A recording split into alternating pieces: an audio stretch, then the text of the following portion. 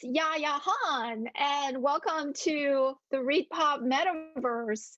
I'm super excited to be here today because I will be chatting with you guys about my brand new book, Yaya Han's World of Cosplay.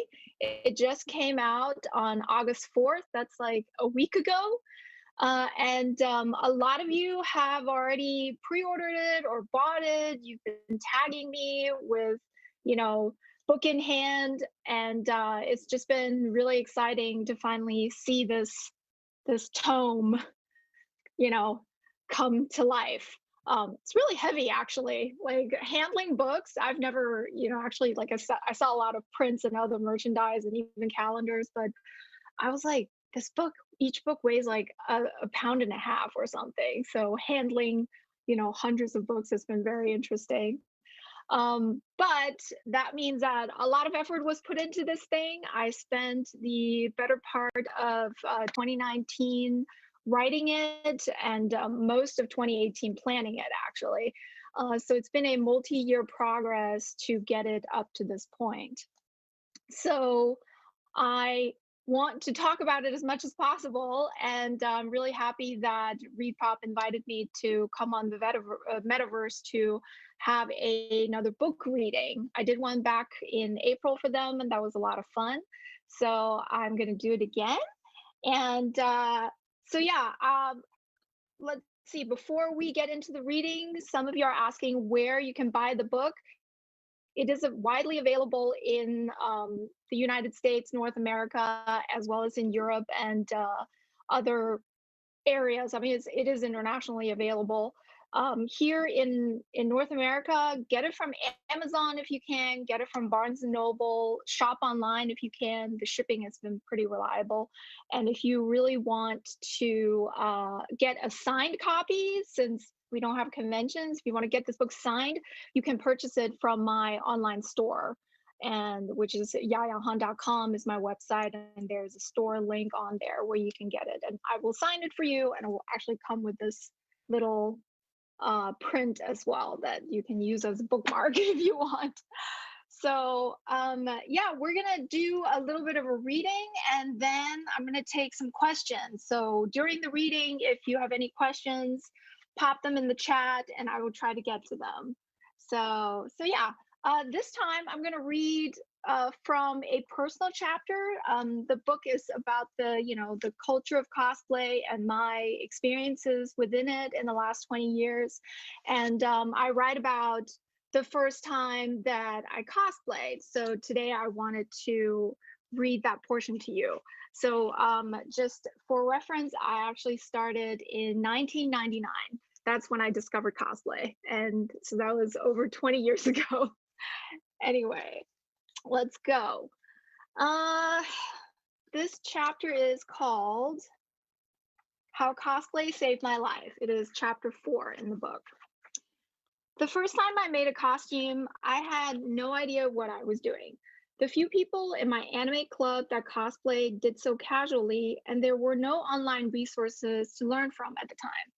But it didn't matter. I was about to go to my first anime expo, and I wanted to dress up in a costume. I had even chosen the character already, Kurama from Yu Yu Hakusho, one of my favorite manga series. He's an androgynous, fuchsia-haired demon fox who wears a Chinese qipao and kicks ass with a rose thorn whip. Kurama is often confused for a girl because he's so pretty, so I thought I could get away with cosplaying him. There was just one problem. I didn't know how to sew. Thankfully, a fellow club member kindly offered to show me how to use her sewing machine. I learned to sew 2 stitches, straight and zigzag, and how to go into reverse to close off the stitch. I went to a fabric store for the first time and bought the cheapest fabric I could in the approximate color of Kurama's design. After that, the hardest part was figuring out how to read a sewing pattern, but I followed the instructions as best as I could. After a couple of weeks, I had cobbled together my first costume just in time for Anime Expo 1999. I couldn't find a red wig in time for the convention, so I just let my dark hair hang loose. I didn't wear a stitch of makeup, and I went without Kurama's rose thorn whip because I couldn't figure out how to make it. In the end, my Kurama cosplay was unrecognizable, but I will never forget the feeling of putting it on for the first time. It didn't matter that the character was male and that I didn't know how to tweak my silhouette to look more masculine. I didn't care that no one recognized the character or asked for a photo. I spent an entire day walking around pretending to be a character I loved. I was able to wear something on my body that I had created from a pile of fabric and thread. That one cosplay experience was all it took for me to become absolutely fascinated by the process of sewing. My mind swirled with possibilities and the hunger to learn more. I actually have a picture of myself in the costume. So this is baby Yaya in her first costume. That's Kurama. I don't know. For those of you who know Yu Yu Hakusho, like this does not look like Kurama, but that's what I did. And this is actually a piece of art that I did, and these are the people that bought it from me. So I unearthed this picture in time for this book, which was amazing because I had no photos of myself in my first costume. This is the only photo in existence of that outfit. So that was like a moment. I was like, yes, I have this picture. So to read on just a little bit more, um, after Anime Expo 1999, I joined the only online community focused on cosplay at the time, a Yahoo mailing list called Cosp. It felt like a breakthrough because I had finally found a way to connect with other cosplayers on a daily basis. COSP was constructed around email threads sent to all its members, but since we were all amateur crafters, there was a lot of blind information sharing. My email conversations were full of outlandish suggestions for techniques and materials for creating certain outfits. At one point, there was a lot of hilarious speculation about how anyone could possibly replicate costume elements that defied gravity. None of us knew what we were doing. Still, I was just happy to have found a semblance of community, and it was really nice to have a place to talk about upcoming conventions, look at cosplay photos, and dream about and new costumes with other like-minded fans. Despite getting my feet wet in cosplay, my real life prospects at the time made it difficult to sustain this new hobby. I had just graduated from high school and was confronted with all the challenges of adulthood. Plus, I was still adjusting to life in the United States.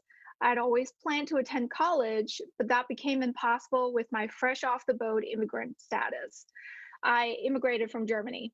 Um, Separated from family by an ocean, I realized that I could only continue to live in the United States if I entered the workforce. My job searches went about as well as you'd expect for a fresh high school graduate with no work experience. And that first year after graduating was so hard, I almost gave up and moved back to Germany. Thankfully, I found an unconventional way to skim by. It turned out that going to Anime Expo not only introduced me to cosplay, it also gave me a platform to share the fan art that I'd been drawing since I was 11 years old. I have been encouraged by my anime club to display my work at the Anime Expo art show, where the public could place silent bits on art pieces throughout the event.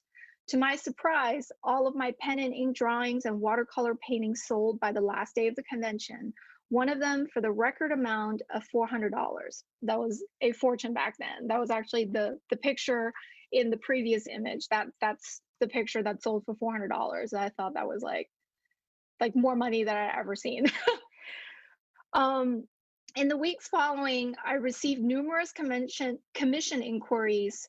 With nothing left to lose, I became a freelance artist. From 1999 to 2001, I supported myself by drawing and painting anime fan art to sell to clients and at conventions. It was not a glamorous life. I barely made enough money to cover the bills, and there was more than 1 month where I primarily lived off of peanut butter and sandwiches and ramen noodles. But I love drawing, and I love the freedom of working for myself. Most importantly, this type of work meant that I could go to more anime conventions and learn more about cosplay. I bought a used sewing machine for $40 and found a vintage sewing book at a thrift store. Then I started making trips to the only two fabric stores in town. One of them sold discount fabrics by weight, which is typically a telltale sign of low quality material. Being broke, I also had to think outside the box and seek materials in unconventional places. I often cut up clothes or curtains from thrift stores to use as costume materials and bought used shoes to form the bases for more involved footwear. I became a coupon warrior at Joanne and Hancock fabric stores and was the first in line for sales events and holiday deals. However, money was not my only challenge. Finding educational information on how to make costumes was as difficult as finding wigs and fabrics beyond Halloween tinsels and costume satin. The old sewing books' dry terms and outdated lingo weren't exactly helpful either. Plus, most of the questions I posed on cosp went unanswered. Nevertheless, I was determined to figure out the crafting angle of cosplay, and I began to make costumes through trial and error. Crafting my Kurama cosplay has left me with a basic understanding of sewing, so I focused on cosplay outfits that were mostly fabric based and not overly complicated in design. There was definitely a learning curve, but I soon found that I had an affinity for sewing and that I really enjoyed the problem solving aspect of costuming. With drawing and painting as my paying job and crafting and sewing as my hobbies, my creative interests went into overdrive. So I'm going to stop here. Um, the chapter is not done, but I'm probably going to stop here because I want to make sure to have time to answer your questions. Um, but I think a lot of people didn't know that when I first moved to the States and I discovered cosplay, that really the only reason that I kept going was because I sold art at conventions. And if I didn't have that avenue as a fan artist, I definitely would not have continued. So here's actually some pictures of my art. I don't know if you can see. So I used to do a lot of elaborate like pen and inks and watercolors, and finally ended up getting like eventually saving up for some Copic markers. And here's a picture of the Anime Expo art show. And these are like some of my art pieces on the wall. And so people would literally just walk through and bid on the art that they wanted. And my art sold really well for, back in the day. And it was a way that I like gave me an excuse to go to conventions. So the next part in the chapter talks about the first job that I finally got, and then continuing on like how I evolved within cosplay in those early years. So yeah, that was just like a little sneak peek at my book, which is called Yaya Han's World of Cosplay. Definitely, if you want to get to know me, if you want to know like why I moved to the United States at an early age and by myself, and why I kind of chose this path of cosplay, and like definitely get the book because you'll get to know me better than any other avenue. I definitely poured as much of myself into this book as possible. So I hope you enjoyed it. And I have here some chat questions. Let me just look at them real quick. Mm,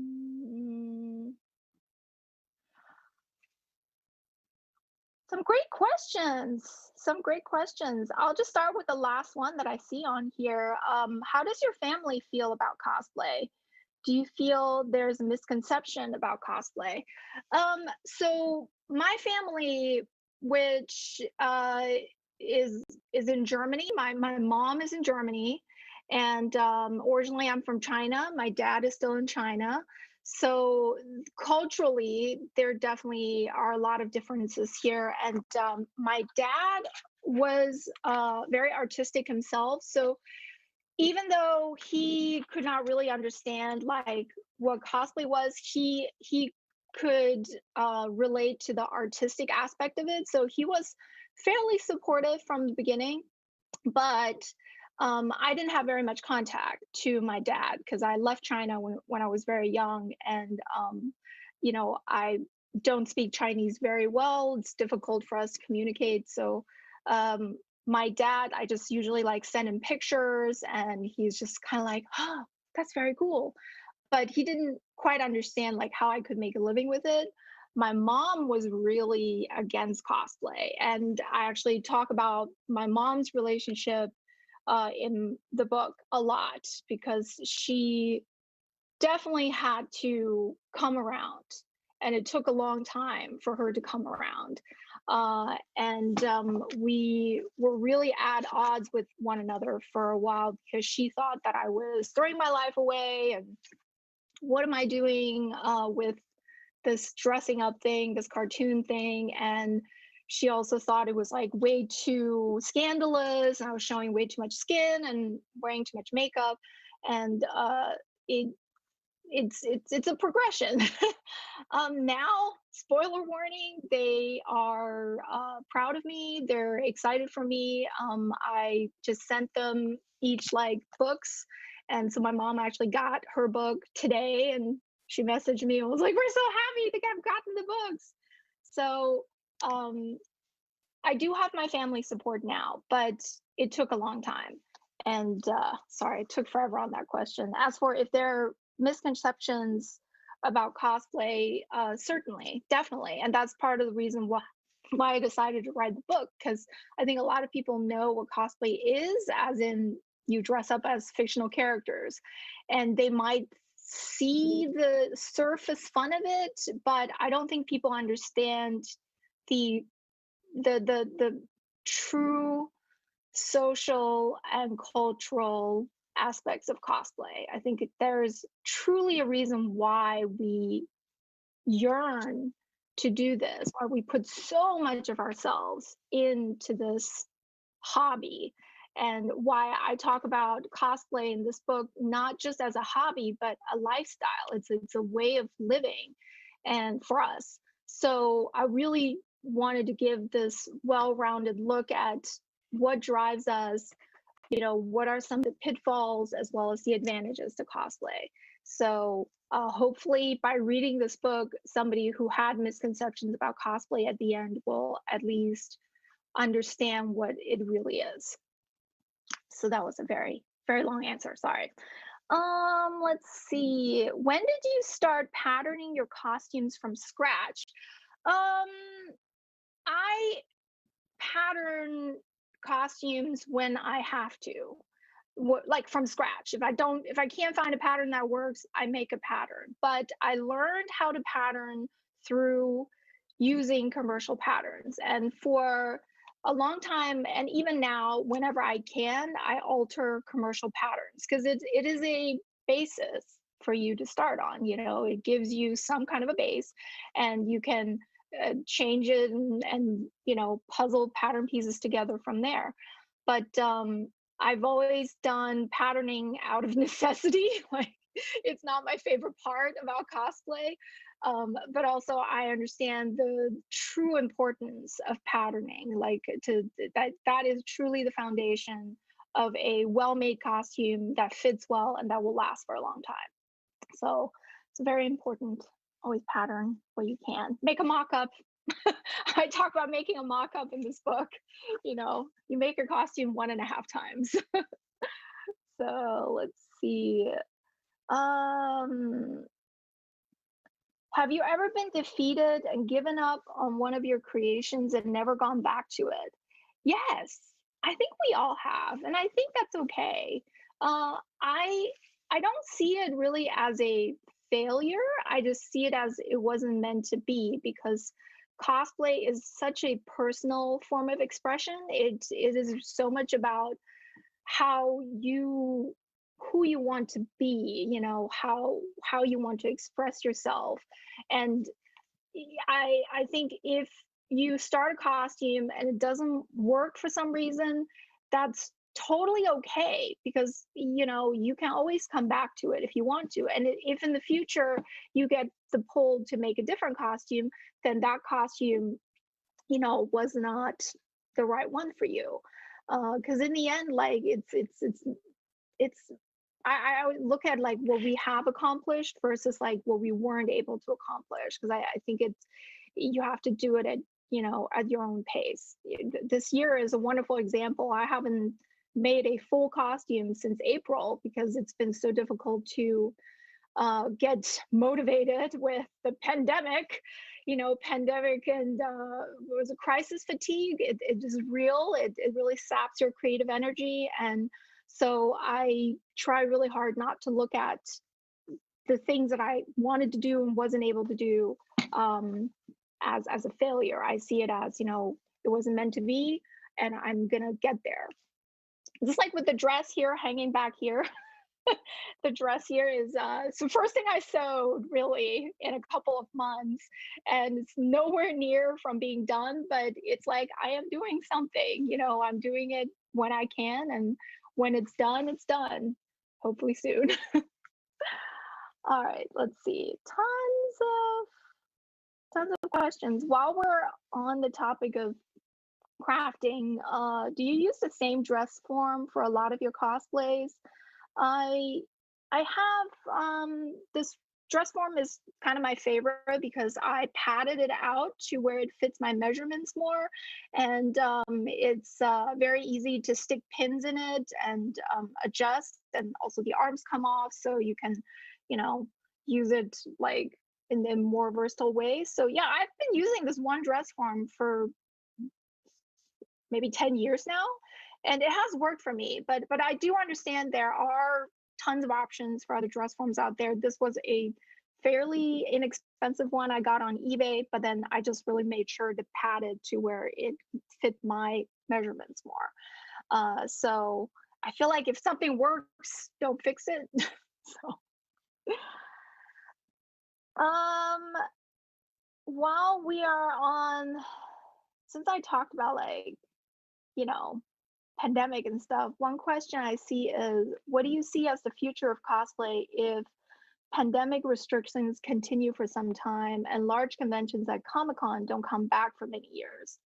Uh, I think about the future a lot, and I do worry for the community of cosplay. I think we do need conventions, and it's a loss for all of us to not be able to have conventions and see each other in person and have that social connection.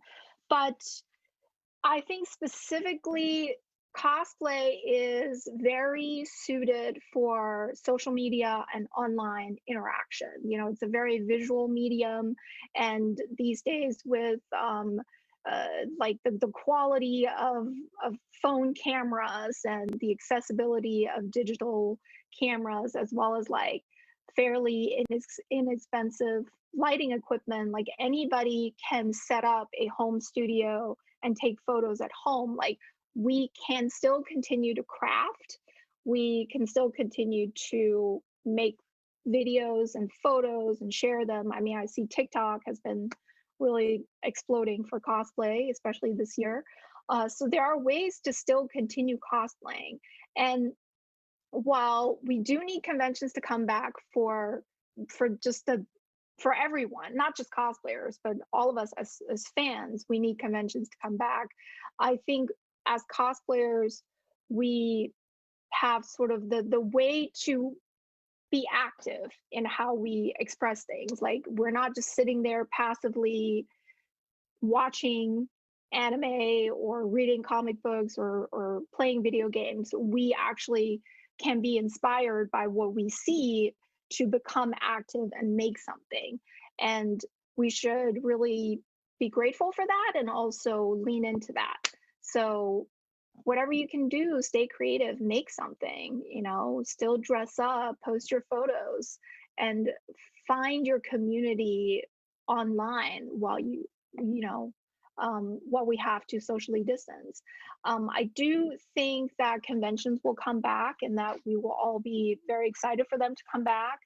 And I think it will come back in stages. I think it will be first smaller events, like there'll be maybe 5,000 people or 1,000 people, then 5,000, and then once everybody's vaccinated and we have properly put this coronavirus pandemic behind us, then I do believe we will go back to the regular giant Comic Cons. Like we're still fans, like we're still going to want to go to a convention. So it's just truly about waiting until it's safe.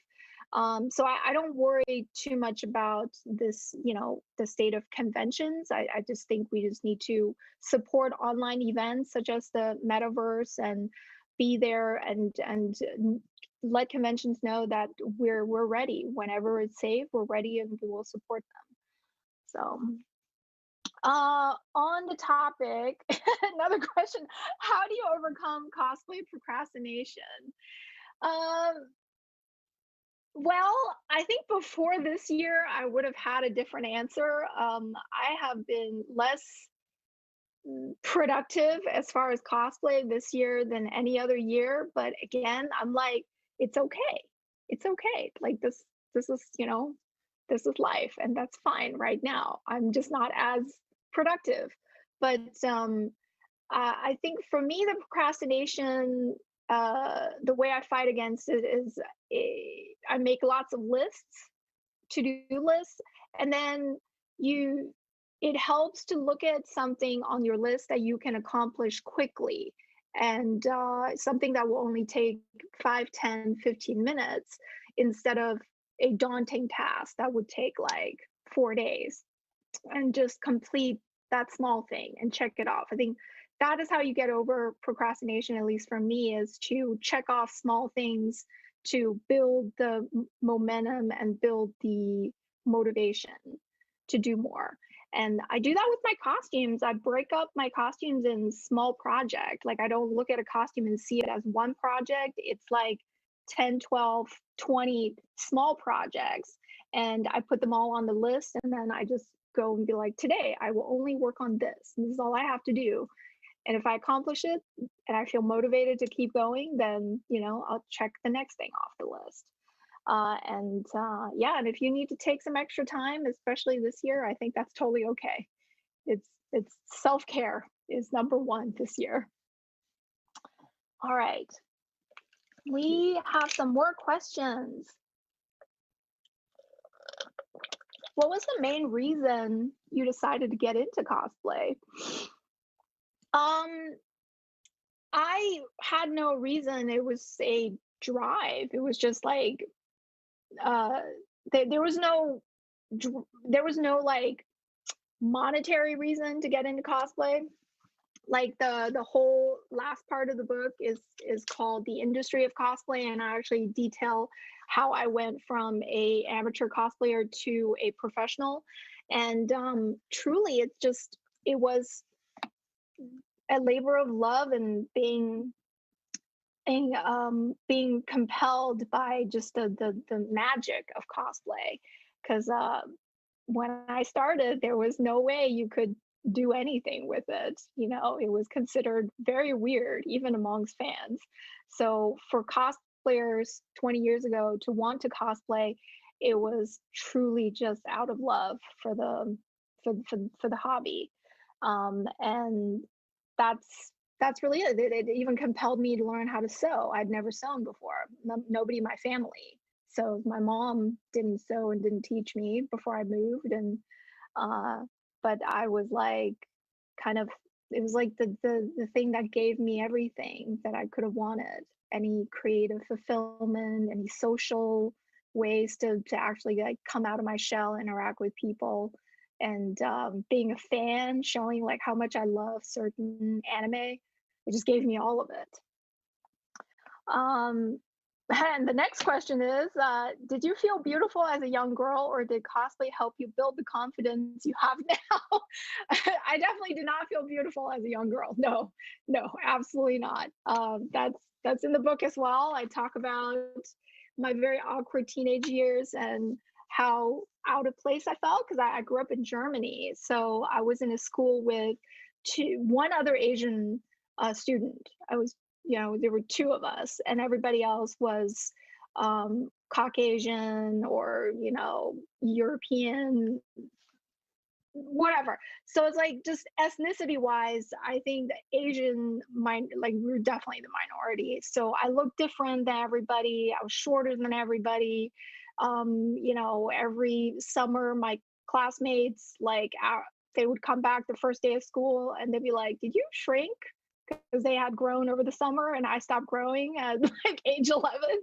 Uh, so I definitely had no confidence and did not consider myself as, you know, attractive at all until I found cosplay. And I think that's the really amazing thing about cosplay is that by becoming a different character, you actually discover parts about yourself. You know, like you don't have to worry so much about like, oh, am I looking good? Because you're not yourself. You're dressed as, you know, a different character. Like one of my first costumes was Aya Brea from Parasite Eve, and I considered her to be so beautiful in the game. And when I made the costume and put on the wig and did, you know, learned how to do the makeup, like I looked I was like, I see a resemblance. I resemble her because she's beautiful, then you know, that means I look good too, or something. It was like sort of this, you know, mental awakening. But yeah, definitely cosplay helped me build all the confidence I have. Very interesting. Yeah. Let's see. More questions. What was your most difficult costume to make in your career? That probably is a tie between Camilla, Carmilla from Vampire Hunter D, and which was for a contest. So it was like even more nerve wracking to make the costume as perfect as possible outside and on the inside. And my Banshee Queen Anira from Lineage 2, which is the costume on stilts, which was on the last episode of Heroes of Cosplay, that one was just unruly because of the way that it was like designed. So here's actually a picture of, I don't know if you can see this. This is me trying to walk on stilts with a whole bunch of people trying to take my picture. So that's the Anara costume. And just having the costume being on stilts really made everything more difficult. Even trying it on, I was like trying not to die in my house, having to put on the skirt with the stilts on at 3 in the morning. Like, I hope I don't fall over and die. Let's see. If there are more questions, we have about 10 minutes left, so I will try to answer as many questions as I can. What would be your advice for someone who wants to start cosplaying? Read my book. That's my first advice. Before I had like a whole spiel, and now I've put that spiel plus everything else in the book. So really like read my book, not because I'm going to tell you step by step how to make a costume, but because I'm going to prepare you mentally to be a cosplayer. Like that's what I am very proud of this book, is that I give you all the things that I wish I'd known before I started cosplaying. You know, what you can expect, what you should focus on, what you should not, you know, try to let get to you. And hopefully after reading the book, you will feel more confident in wanting to get started in cosplay. Because I think right now the community is so big and there are so many amazing people already established in it that it can be very intimidating for newcomers to join the community and feel like they're valid in some way, especially if those newcomers are from a marginalized group, whether they're Black or disabled or plus size, or, you know, I think it's just very hard for people to invest all this money and effort into such a unique hobby that requires so much of your focus and your effort. And I want people to see the reasons why you should cosplay. Why, especially if you feel like you don't belong, that there is a space for you in cosplay. So definitely read my book, please. That would be really great. I'd love to know if, you know, anybody who has read the book and was inspired to start cosplaying. please give me feedback. I'm dying for feedback on the book because I can't go to conventions and ask for it in person. So um, certainly would appreciate it.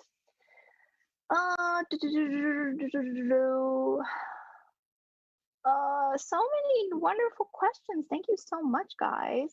Let's see. Do you have a favorite source for your patterns? I use the commercial patterns. I have a huge stash of them.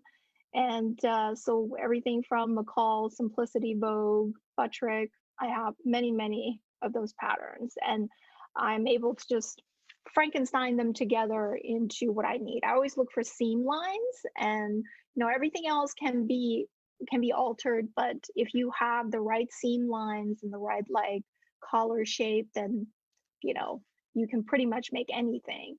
And I also, of course, I've been designing patterns for McCall's for a few years, and I try really hard to think about ease of use and unique patterns that would be very versatile for people to use. So yeah, look up my patterns by McCall's. Um, let's see. What kind of cosplay communities are out there that you recommend?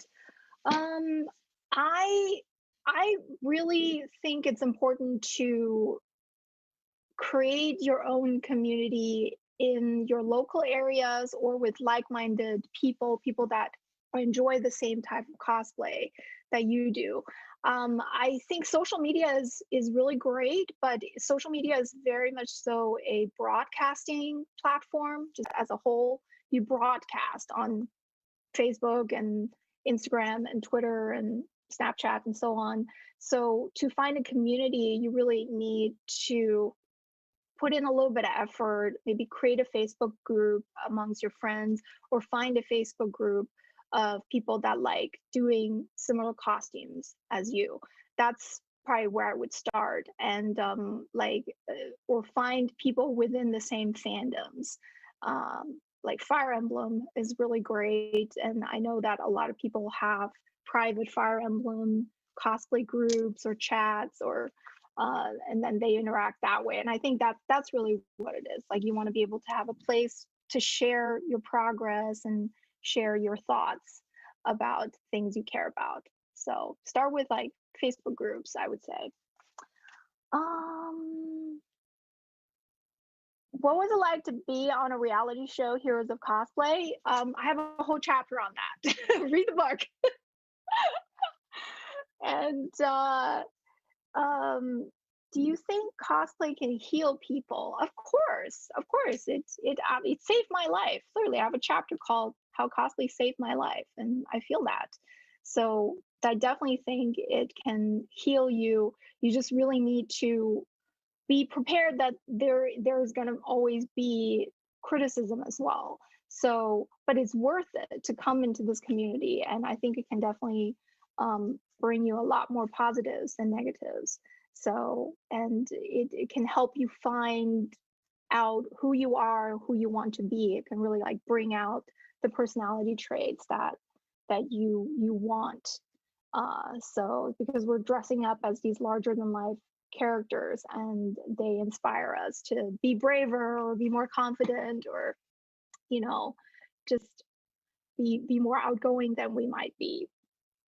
um my gosh, I definitely won't be able to answer all the questions, but I hope that it's been fun for you guys to watch, and I hope that you enjoyed the reading. um I just want to, I guess, remind you guys to please check out my book. It's been very tough to release a book during a pandemic because I just feel it doesn't feel quite real, because I can't actually like see it in stores. I can't go to a convention and really like sign books for people, and all the feedback is online, and I've been trying really hard to be optimistic, but I've worked really hard on this, and it would mean so much to me if you chose to pick up a copy and gave it a read. So I just want to remind you guys to please check out I think there is a link on this video where you can buy the book. You can get it on Amazon. You can get it on Barnes and Noble, IndieBound. I think bookshop.org has it as well. So please, please, please, if you can, buy a copy of the book. And please also leave me a 5-star review if you bought it from Amazon or Barnes and Noble.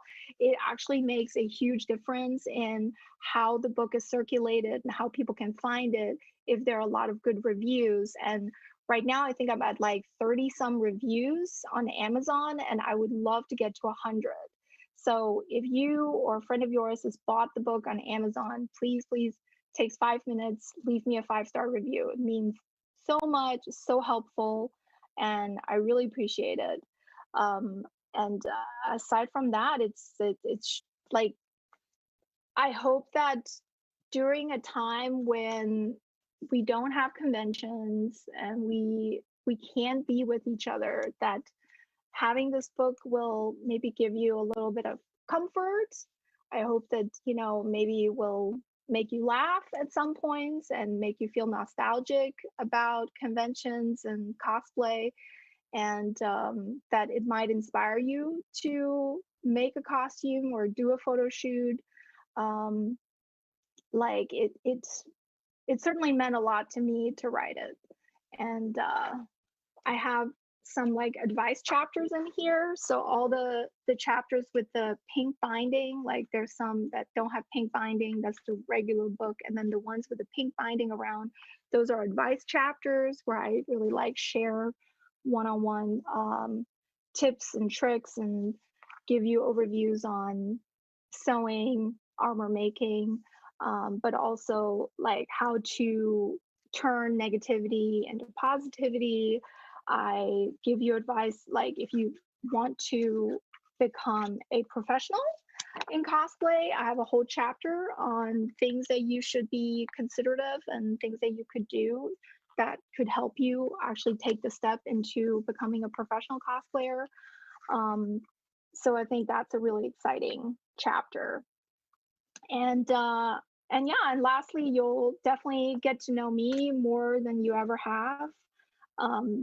I put a lot of my personal story in here, but I also sort of weave that in within like the way that conventions have evolved. Like this whole chapter about cosplay guests, what it was like for me when I first became a person that conventions wanted to ask to go to their events and actually do panels and judging.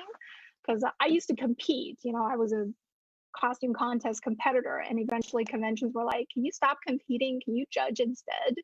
And that was sort of a new idea at the time. Like cosplayers usually were not considered experts enough to be judges. So I talk about like what it was like to be invited to my first convention as a guest. Well, this was like one of the first times that I sold prints. That was like a big thing back, in the 2000s. Selling prints was a kind of controversial, and people were really looking down on me for doing that. So that's, I think, a very interesting story. And I talk about like how social media has affected cosplay, what it's like for different cosplayers to interpret the same character in different ways.